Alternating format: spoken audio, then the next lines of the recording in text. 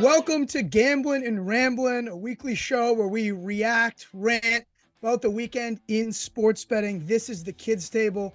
I'm Tim Kalinowski. My co-host is Charlie DiSturco. I mean, Jordan Flu Game. I mean, jolly old Saint Nick. I'll let him go in a minute, but you can follow us both on the Action app, on the Action YouTube channel, and Action Network HQ on TikTok and Twitter. Hutton Jackson's our awesome producer. Let's get into it. Saint Nick, what do you got for us? Dude, how about them Lions, man? Finally, we saw the Minnesota Vikings go down, and it wasn't even a one-score game. This team has a negative point differential, despite being 10-3. They're not that good. The Detroit Lions, I love this team. They have just it. Like, Jared Goff, not great, but like the surrounding cast around them, it was just great to just watch everything unfold. I will tell you, and we talked about this, and it's timely from the last week. We talked about fading our friends. And I get to Secret Santa, hence the Santa hat, with my friends from home. We're all hanging out, watching the games, and they decided they're all going to throw on the same game. The game, you ask? Always ends well. Yes, the Minnesota Vikings as underdogs against the Detroit Lions. And there I am sitting like, oh my goodness, like this is perfect. Like I felt bad because, you hate to be that guy, but I already bet them coming into the week. I already had a large sum of money on them. Probably my second most after the Dallas Cowboys against the Minnesota Vikings. And I sat there watching them just like skull like this every time any play happened. And then just like immediately a switch flipped after 7-7 and the Lions never looked back. And it was so great to just watch all of them be sad and thinking they're like, well, what are we going to, they're like doubling down, tripling down in like true square fashion. It was just hilarious. I know the feeling for sure. I got two things on this game. One, the Lions, just the idea that they were kind of that trendy dog going into the year because of Hard Knocks. And then we all kind of jumped off of them because we were like, I mean, they're frisky, but maybe not that frisky to hang around. And then boom, they're back.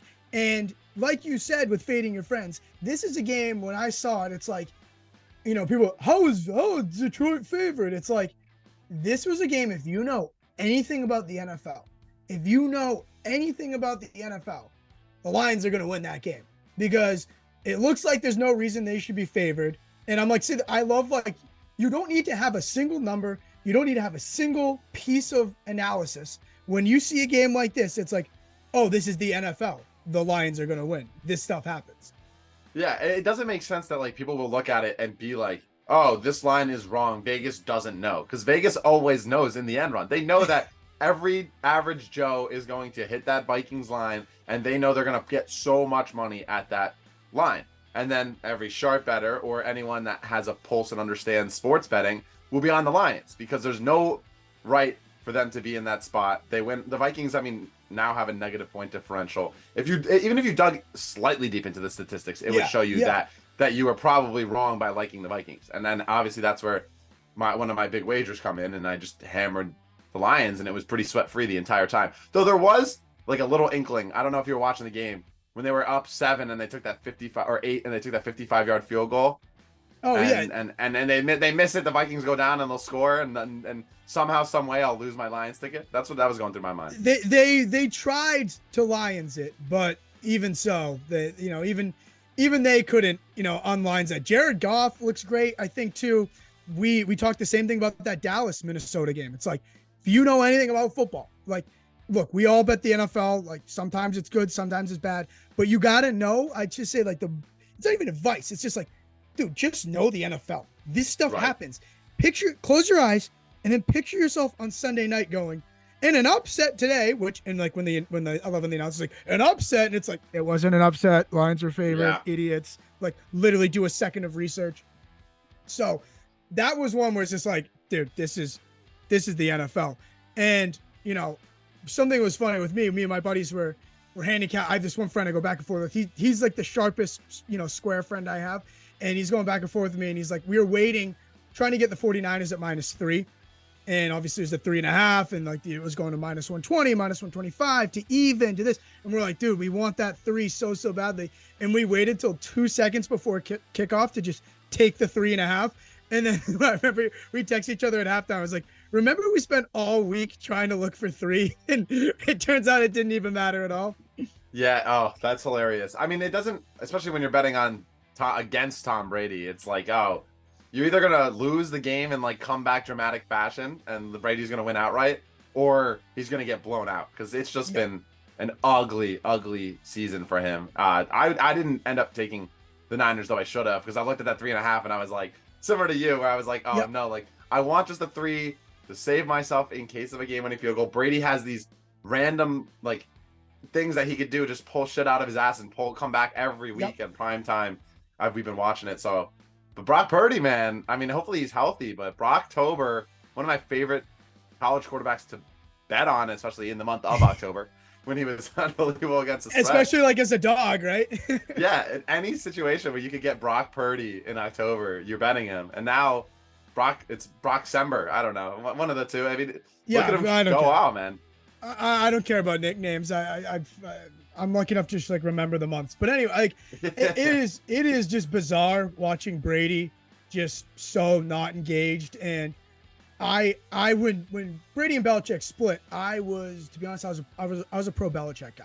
I was like the team, the system. Like I wanted to believe all the things about the New England culture. I wanted all those things to be true. I wanted to believe it. And when Brady, obviously he won, he's won so far. It's like, I have a hard time blaming Brady because I really think that team stinks. I'm not shedding a tear for Brady by any means, but I think that team pretty much stinks. The offensive line is so bad. He looks terrified when he goes back there. It's like the guy is, basically 50 years old. It's like he needs a second to be able to throw the ball here. Yeah, it's like watching just like a guy get beat up. Like it's like 6 guys in like a back alley just pounding on one dude. The offensive line is Swiss cheese. You can easily get in every time. I felt so bad for him, and like one looks at it and is like, oh well, you have Godwin, Fournette, Mike Evans. It's like, no, but you don't have an offensive line. Like half his offensive line is hurt, and I think it's overlooked how important an offensive line is. Like how do you not, like, you need protection, especially at his age. He can't move. It's not like it's Justin Fields where he can like scramble out of the pocket with no line. Like Brady is stepping back 4 times and he's looking, and if he doesn't have a progression in a second and a half, he's getting swallowed every time. And a guy too, like he has missed some throws. There's been some throws that's like, ugh. But I also believe that he's a guy that he like hears footsteps. He knows like he can't get his feet set because he's under siege every time. So are you saying that he's seeing ghosts? He's seeing ghosts? He could be. I mean, ghosts that are like 350 pounds and burying them. Like I don't think it's like the Sam Darnold ghost, but again, nobody's shedding a tear for Tom Brady. I understand. I just think that putting our finger on what the actual issue is here, the guy's got no time. Yeah. Oh no, it's just sad to watch, honestly. Like it's cool to see him come back and have these comebacks like late in the primetime games, but at the end of the day, he is just kind of out there on an island by himself trying to do whatever he can. Yeah, no, I agree. And so we wanted to do this in the spirit of, we made a little naughty and nice list here in the spirit of Christmas. Obviously you have the hat on. It's still kind of too early for me. I really don't get into Christmas till like the week before. Like I can't, if it snowed like every day December, I think that'd be a different story. But now it doesn't even get cold anymore. So it's like, yeah, it's global warming, just no snow anymore until like January. I mean, it's bizarre. It's bizarre. So we made a little naughty and nice list. Number one, just because we're talking about on my nice list, is the 49ers. Little shout out to we do the action wrapped, where you can see in the action app what your most profitable teams, the teams you bet on the most, the teams you lost the most amount of money with. And my number one team was the 49ers from last year as well. When they were in the playoffs, I would ride them basically every single game. I would go of that playoff run, and they were playing a team that was playing playoff football before the playoffs actually started. And I would just go bet the 49ers and Deebo Samuel touchdown. And that was pretty profitable for the end of last year. And then they were undervalued this year as well a bunch of times. So I don't know if you agree with that or not, but either way, give me your thoughts and your number one nice list. Yeah, it's always hard to fade Shanahan. So it was cool to see him do his thing, especially with like the amount of things thrown at him. Lance goes down, Jimmy G's hurt, Brock Purdy comes in, they still don't miss a beat. My number one nice list is unders in the NFL this year. Two specifically, the Denver Broncos and the Tampa Bay Buccaneers. We talked about Brady. They're 1-12 on their team total under the entire season. It's just a cash cow. Brady's too busy thinking about Giselle and her jiu-jitsu trainer to be putting it all on the field, and they're not covering. They're not even, scoring points. Maybe the offensive line has a little bit of help, but we won't, not give all the credit that way. You're not gonna not like fit in a little shot. Like a little jiu-jitsu. Yeah, exactly. And then Broncos unders entering last week, they were 11-1 to the under, and they averaged 13.8 points per game entering last week. Obviously, they scored a lot against Kansas City. That's less than the 2017 Browns that didn't win a football game. Russell Wilson, too busy doing his Pilates on the airplane and making the team hate him while everyone's just asking for a backup quarterback to come in and save the day. So those two cash cow unders are number one on my nice list. I'll tell you this. I can't bet the unders because, and I'm an under guy. I'd rather bet an under than over. Like, I believe in like the intrinsic value in that. But my problem is the run's been going on so long this year. I feel like I'm going to get in too late. Like, right, the second that you bet an under, it's gonna go flying over.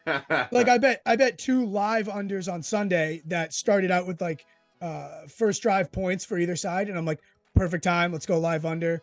And I went 1-1, so essentially I lost, and I'm just like, yep, I just need to stay away. Like I'm in too late, and so like we're having the conversation. It's like it terrifies me that I know I'm going to come in too late, so I'm like, I need to stay away. Yeah, I've been there before with like, especially when you see like Stuckey or someone else that's like on a heater and you're like, oh, should I tail like some of their bets this week? You're like, well, the last month they're up like 20 units. It's like, well, the week I'm going to tail them, they're going to go 2-16 and I'm going to lose all my money. I've been there the same way. Nice time to jump in. Really nice time to jump exactly. in. Speaking of our action analysts, my nice list, this guy, Sean Kerner, man, his props are so good. I mean, I don't even think he knows who I am, but when he goes on Green Dot Daily, this is not a shout out. Like I seriously, this is because he has made my NFL season so much better. His props are so nails, and you have to get him when he says it, because the line, you said it, the line moved on the Aguilar. It was 29.5 receiving yards. He gave out over. One of my books immediately went to 36. One immediately went to 30. It's like, this guy, I owe him. He's given my family Christmas. So yeah. Sean, again, you have no idea who I am, but thank you. He is so nails at this. People are like, oh, you have to make sure you get, Kerner's props in like the second he announces them. And this was like when I first started here, and I was like, yeah, come on. And I'm like, oh my God, that's what happens. It's a lot like having me working in production on the side of Green Dot Daily. Like, I will message the producer and be like, all right, what's Sean betting? And bet it before he even gives it out on the show, and like just wait for a second for him to give it out. And then I like to just sit there and watch the line move. Like, I love to just Aguilar, right? 29.5. Within 3 minutes, it was 36.5, and he finishes with like 30. I think it was 30 yards. Yeah, 32. I think. Yeah, 32. Yeah.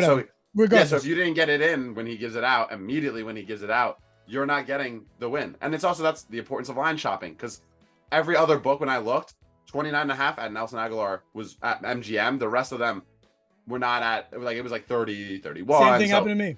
Yeah, so it's always important to where you look. Sean has saved me so many times, helped me so many times, starting with when Dolchich came back and I bet him anytime touchdown at like plus, like, I don't even know, 450, 500, maybe 6, and like hit that with the first touchdown of the game. That's why you have to shop on the Action app too, to line shop, to find the best. Yeah. Oh yeah. No, you have to. Like, you literally have to bet. And if you're a smart bettor, not a square, you'd be using the Action app and checking the lines, because it matters. Like a yard or two matters. Like Sean always says it when he goes on. It's like every yard matters, and it's like a large percent for edge. So no, 100%. No, and it's not a shout out. Like, I would be a company guy and do whatever. I would do whatever they told me to do. Like, I am a company guy, but I just want to give thanks because it's been that good. It's been that good. Yeah. Oh, profitable nonetheless, and giving my family Christmas gifts. My number 2 on my nice list are the Minnesota Vikings. We talked about how they're a luck box. I bet them team total wins over 9.5 at plus money entering the year. Them to win the NFC North, and they have no right in their mind coming close to not only cashing their win total over last week, but they're winning the NFC North because the Packers have just been awful. Yeah. It's they and every situation where the Minnesota Vikings, where I bet on them or bet against them, I've been able to read them so well. Like I open up my new Vikings newspaper and I'm like, okay, what do we got this week? And I figure it out. I didn't bet them against the Jets. Like and that was the one game that probably they should have covered, the Jets. Bet them against Green Bay in the beginning. Faded them against Dallas and Detroit, which we talked about before. I'll just keep going because, you know, we talked about Minnesota enough, but they are number 2 on my nice list because I've made a lot of money from them this season. And let's go to the bad now. I'm surprised I found enough nice. I'm pretty much the Grinch here, so my list was a lot longer for naughty. I was able to narrow it down. Number 1, I know like no one really wants to hear somebody just like, you know, pout about fantasy, but Jonathan Taylor, I picked him number 1 overall, which basically doomed my season from the start. Finished in last place. I had my highest scoring week this week when I was already mathematically eliminated. So thank you, Jonathan Taylor, for that. And to round it out as well, the Dallas Cowboys, man, like I'm on them. I have a ticket for them to win the Super Bowl, but I'm in a margin survivor pool. So you're live every week where you just got to pick team for how much they win by. And you can't pick the same team twice for people that don't know. And I was saving Dallas for either last week or this week, meaning when they played the Colts or when they played the Texans. And I didn't play them when they played the Colts, and I played them with the Texans. So a great 4-point win. At least they won. But I mean, Dallas, I couldn't figure them out, and I'm still a little pissed over that. Yeah, I looked at them a little bit, or thought about using them on my naughty list, but the Minnesota win was too great for me to That not. That is true. Yeah. There's some plus and minuses, and let's hope that they win the Super Bowl and they go from getting Cole to getting any gift that they want from us. We'll send it. Yes. We'll send it to Jerry Jones. Just a nice little personalized note. Yes. My naughty list. I'll rip them off really quickly. TCU. I don't need to go on more about them. Sonny Dykes has been a burning hole in my wallet, just killing me every time I fade them. They were a luck box. And then the NHL overtimes. We don't talk about hockey that much here. Dude. NHL overtimes. I think I'm like 1-7, and I had to take a break from betting hockey because every game I bet ended up going to overtime and I would lose. And it was the most tilting experience of my life watching a 3-on-3 hockey game when I have to like watch and hope that the underdog ends up beating the better team and their top line versus it was just so aggravating to watch. I had to take a little break. And of course I don't bet it against the Rangers last night, Rangers Devils. I was going to bet the Rangers. Stay away. I'm like, I'll continue my break. And of course, Rangers win in overtime when I don't do it. I cannot stress enough how much I hate NHL overtimes and shootouts and how many bets I lose on NHL overtimes and shootouts. I like you said, if I went back on my action app, obviously track all my NHL bets, which, you know, you really don't want to tail. I probably am like 1-9 in overtime this year. It is the second the game goes to overtime, I just sit there and I'm like, oh, here we go again. And my group message is like, dude, I don't get how you don't get more angry. How are you not like screaming? I'm like, I just know by now the second the game goes into overtime, like I'm done. Like no chance. Yeah, it's one of those that like I'll be like in bed. It's like 12 o'clock. The 10 o'clock game just hits overtime, and my reaction is just like put my head back on the pillow, go, oh, and then I just close the laptop and I'll change I'll go to Netflix because I'm like I'm not watching overtime. I know what's gonna happen. Then I get a and I look at my phone and it's like final Rangers lose in overtime versus the Avalanche. So and I'm like great. Whatever. Nope. I mean, that they kill me. So I've been on a little break recently from hockey. As much as last night, the Flames played the Canadiens, and the Flames got a 4-minute power play in overtime. They did not score and lost in the shootout. Oh my goodness! See that did you have them? No, but I was just I did the same thing as you. I'm on a little hiatus. I can't do overtime any longer. And I was looking, I'm like, I would have had Flames. That's what would have happened to me. It's so tilting. And I text Nick Martin, one of our hockey guys, and I'm like texting him like, bro, I don't know like what I'm doing every overtime game because he's on similar sides. Usually I'm like, you know, betting with him. Yeah. It's just so tilting. I don't know how hockey like bettors are able to do a full season. I guess it's almost like baseball, but like and like the extra inning rule with the man on second. But even then, it's not as bad as like overtime hockey. I don't know. You feel There's like just something I about feel like one of my two of my NHL bets go into overtime at night. That's the problem. Yeah. Oh, I don't know So if it's just because I bet on them or if like, and it's like a historic rate of overtime in hockey this year. But I feel like every game I bet on so is bad. always close down to the wire, and most of them include overtime. Like I never sit back and watch like a 4-0 win, because if the team goes up 4-0, then they give up like 5 goals, and then all of a sudden I'm like losing, and I'm like, this is where I'm. Should I hedge? Like I don't know how to do hockey, so. They're on my naughty list. They're getting cold. Yeah. Every one of those teams. I am a hockey guy, so the entertainment's great, and I'm like, I can't do the betting anymore. I can't do this. I have to wait till I acquire some coin. Well, so those are our gambling naughty and nice list for the season. We do have an honorary mention for the naughty list because we know he ends up on the action. This is Action Network audio producer Matt Mitchell. This ends up on his naughty list every single year. We're going to throw in a clip of Matt Mitchell talking about one of his favorite NFL coaches, Kliff Kingsbury. Hey guys, I want to talk to you today about Kliff fucking Kingsbury. Now, I am not an analyst with the Action Network. The Action Network has people who are elite at handicapping games. That's not me. I'm elite at finding audio clips of Chad Millman and then using those clips out of context, like this. Dad, I have an erection. Now, one of the reasons I'm so untrustworthy as an analyst is because I let deep-seated personal animosities cloud my judgment, particularly against coaches, particularly Kliff fucking Kingsbury. I never end seasons betting on Kliff Kingsbury because at the end of a year, things like personnel management and scheme updates, coaching becomes extra important, and Kliff Kingsbury fucking sucks at all of that shit. And how do I know that? Well, let's just look at how he's ended every season he's been a goddamn head coach. It started in 2013. Okay, here we go. 2013, he lost 5 of his last 6. The next year, 4 of 5. The last 15, he lost 4 of 6. 2016, he lost 6 of 8, and including his bowl game, but that really doesn't count because he had a fucking awful quarterback. Oh no, it was Patrick fucking Mahomes was his quarterback, and he still lost 6 of his last 8. 2017, he also lost 6 of his last 8. 2018, he lost 5 straight. 2019, he's in the goddamn NFL for some reason, and he lost 7 of 9. And then this year, if it weren't for a fucking Hail Mary, he would have lost the last 4. So, I'm sure you're thinking, surely this is all some kind of fucking coincidence. Yeah, here's another coincidence. When you put your genitals in a piano and slam the lid, coincidentally, it'll hurt. So I'm not telling you, if you like fucking Arizona today, to bet the Rams. I'm just saying, maybe don't bet the game at all. Maybe Arizona, like every Kliff Kingsbury fucking team, is sliding into the fucking abyss to end the season. Or maybe that was all just a crazy coincidence. So do whatever the fuck you want. Have a great time. Happy holidays. Charlie, we were talking fantasy football in the production meeting yesterday. And look, I know no one wants to sit here and listen or watch us talk about our fantasy teams for the whole time, because what fun is that? But you were telling me in our production meeting yesterday that I said, hey, what do you need tonight in fantasy? You in it? What's the deal? And you're like, I need a bad night of Kyler Murray. And, well, obviously we don't want to see that, but it worked out for you.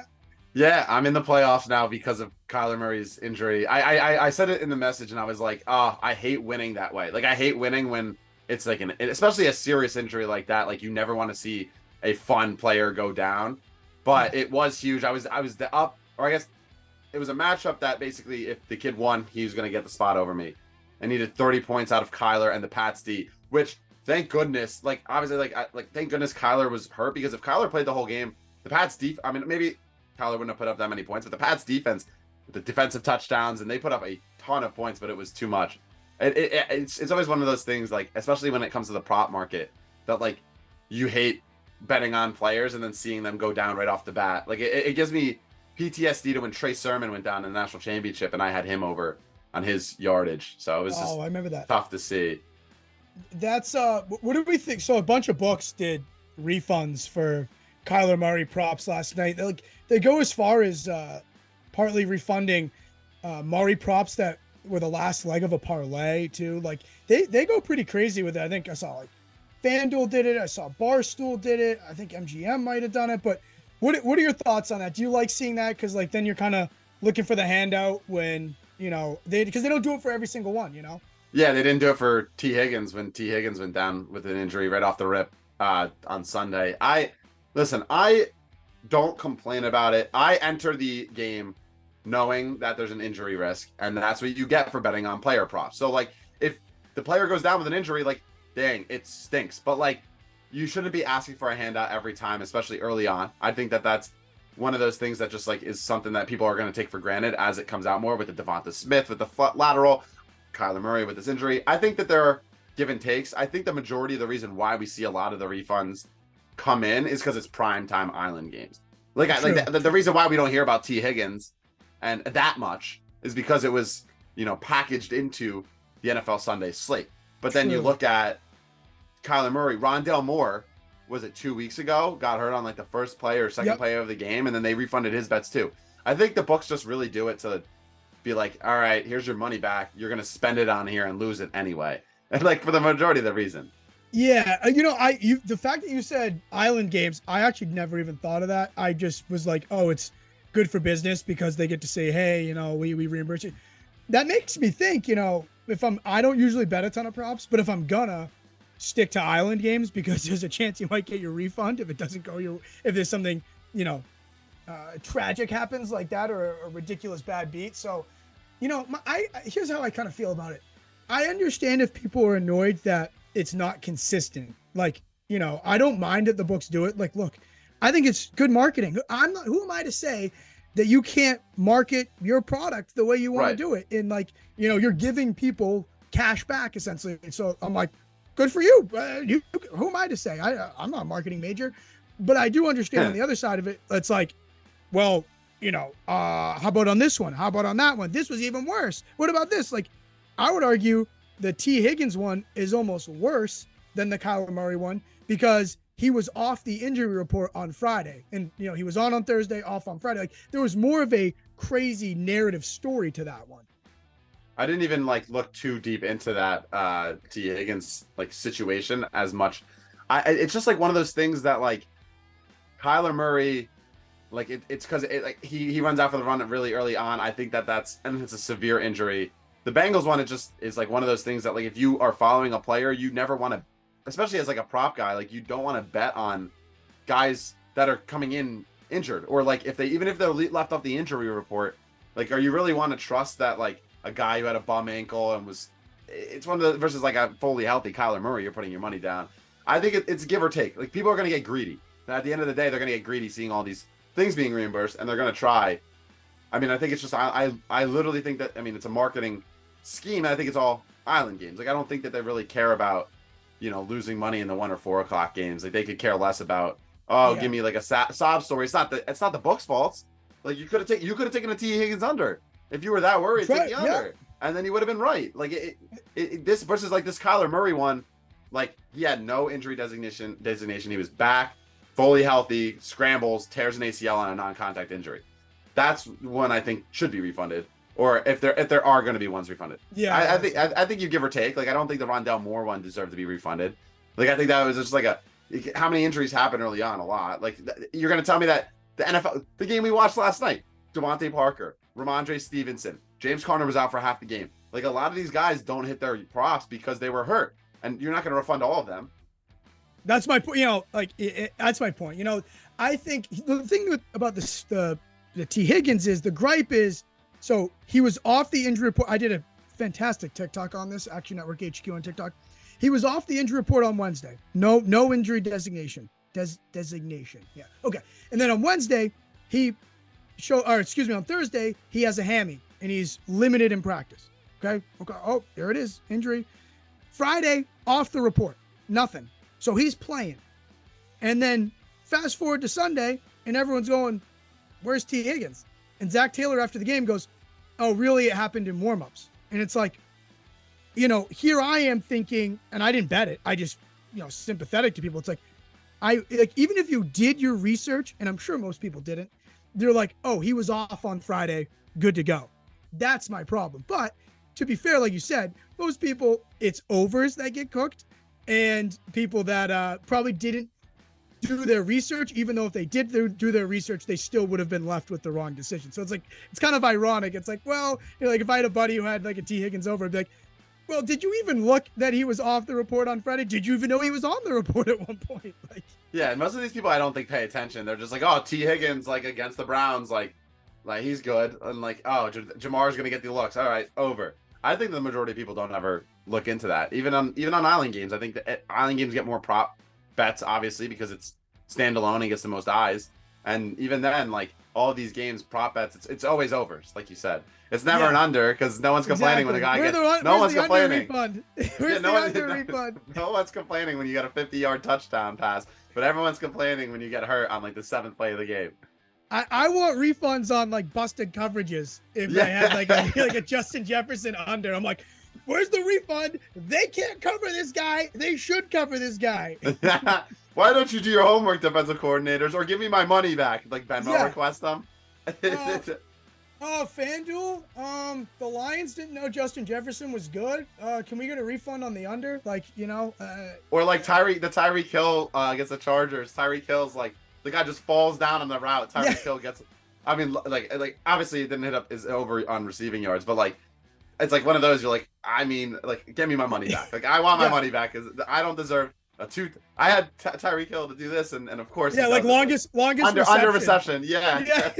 It should be like, the defensive back slipped on the 45-yard line. Can we get a refund? Yeah, or like there was a play. Was it the Jets game? Someone got hurt like really early on like a touchdown, and I was like, imagine having his the guy's touchdown prop, like he gets hurt, or that he hurts the cornerback, and like.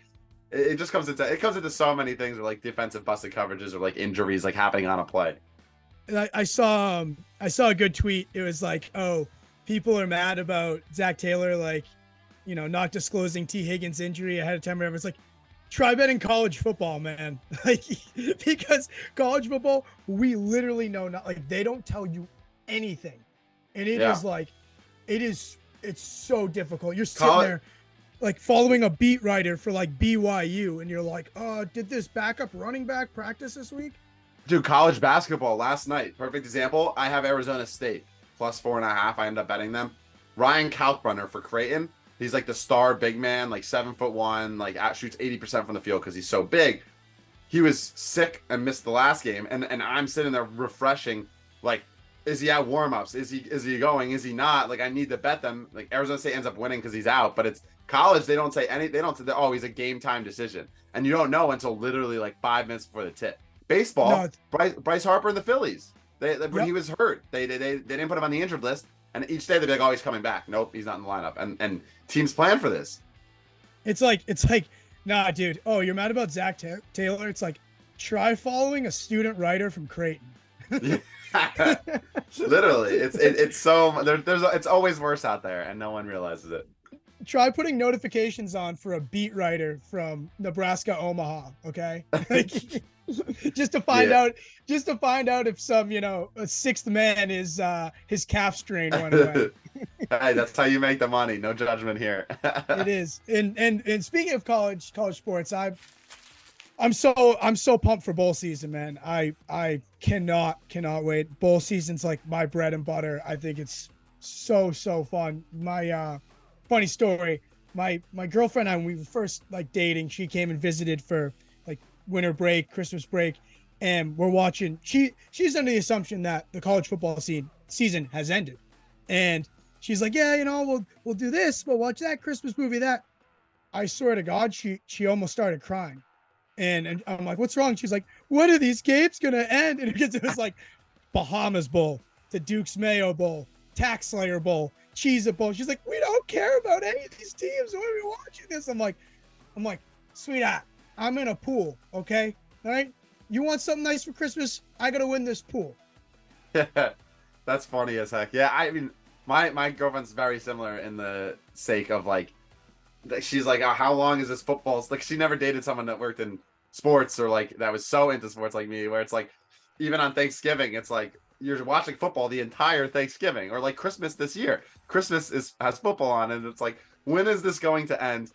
the bowl games is going to be. She doesn't know that there's college football bowl games like into January, so let's not let her know. Hopefully, she doesn't watch this part of the episode. But I mean, I love it. I mean, first off, the names are electric, and then you usually make good money if you can cap bowl games well enough. I think, especially when it comes to how you have. I mean, it's obviously paying attention and listening to who's in, who's out, who's same deal. Exactly with all the injuries, but it's more who's taking off this time. And then obviously, I know we talked about this like very briefly when it comes to motivation. You're one of those guys that dives into that. I can't do math, man. The second I see numbers, like I absolutely crumble. So, I am a decent, NFL bettor. And when I do bet well in college football, it's because I do a good job of handicapping, motivation, like situational spot, things like that. And I've won my, I'm in a giant bowl pick'em, and I've won it 3 or 4 times, honestly. And it's because I'm pretty good at those types of, oh, this team isn't going to show up. Oh, I know they're going to opt out, which is a good shout out for the Action Network's live bowl tracker for opt-outs, for coaches leaving, all things of like Action Network. Again, they didn't pay me to plug this. I just use this, and that's how I win bowl pick'ems.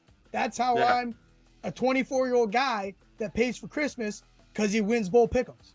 Did you see the stuff that went on with Grayson McCall? He announces he's transferring, and then everyone bets the other side. They bet ECU, and then all of a sudden McCall, they don't read the last sentence that's but I will be performing or playing in the bowl game. And then the line just shoots up, shoots down, shoots back to the middle, right where we started.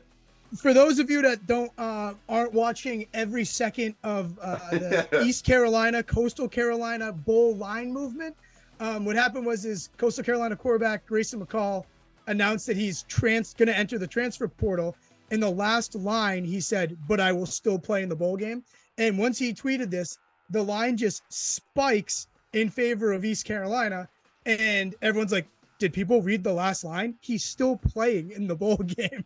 So literally the line went up, and then there was buyback, and people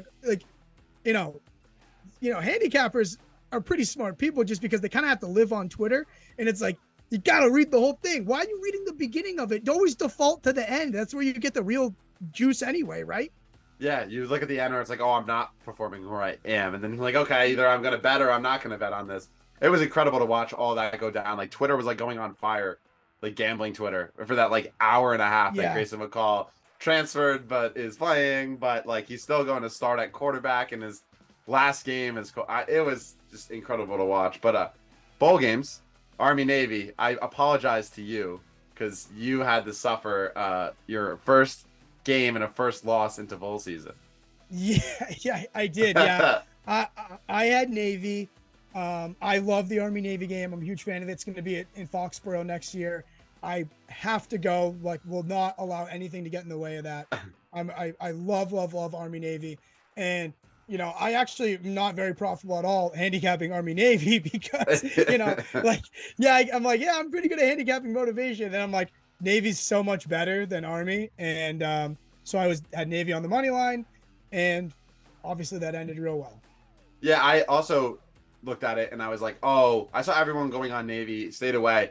I thought about playing the total over, which it was 16 in the last 16. It's always gone under. It was 32 and a half. I'm 32 and a half. I could score 32 and a half in a football game. And then I look at the screen in the middle of the day and it's 3-0. And I'm oh, thank goodness. In the second quarter, I didn't bet on this. And then I look at my phone an hour and a half later and it's overtime. And I'm how did they not be able to have any explosive plays for the entire game? And then overtime, both rip out 25+ yard plays. I wish I had the over. People were texting me because I was telling them to take the over, and I didn't even take it myself, of course. And then it hits. So at least I look good for the friends and the fans, Yeah, I always I was telling somebody they're a college football fan who I one of my friends who I'm one of my core college football friends, and they're oh, I hate watching Army Navy. I can't watch how bad the offenses are. I'm dude, you can't go into this game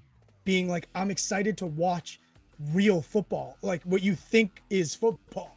You have to go in with a different mindset, and then it's enjoyable. Like you have to know what you're getting into.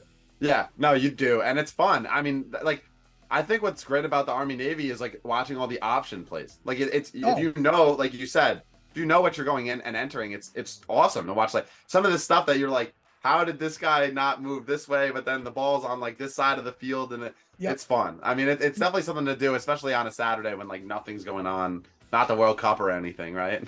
Yeah, right. It's no, I'm not watching the World Cup. Oh my god, can't do that. Yeah. I literally could care less. I'm sorry. I think everyone who likes it, I don't think there's anything wrong with you if you like it. It's just, please, it's not for me. Didn't you just say that you liked the World Cup? Didn't you? I like ties. I like ties. But you said you started liking the World Cup or watching the World Cup because the World Cup taught me to like ties.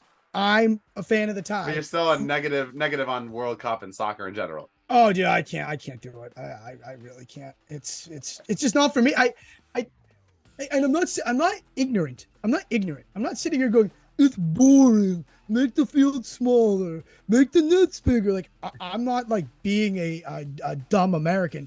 It's just not for me. I hate the fact that whenever there's like a 50-50 ball, like it's almost impossible like not to foul. Like there's gonna be someone's gonna step in front of someone else, or someone rolls on the floor for like 30 seconds. Yeah. Yeah. I mean, like, there's definitely give or take.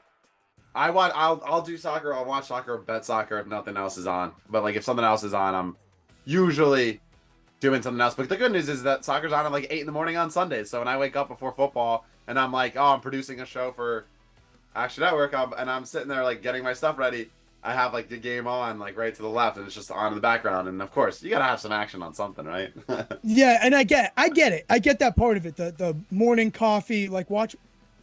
I can't really watch anything passively. That's kind of the problem. Like I can't like have it in the background. Like when I have something on, I want to like learn. I want to like understand like, oh, what are they trying to do? What's this strategy? What's this play? Like, I'm like, what does it mean to have this many in the back? Like or else I might as well just not watch anything. I'm actually too smart to watch soccer because I'm too invested. I can't passively watch.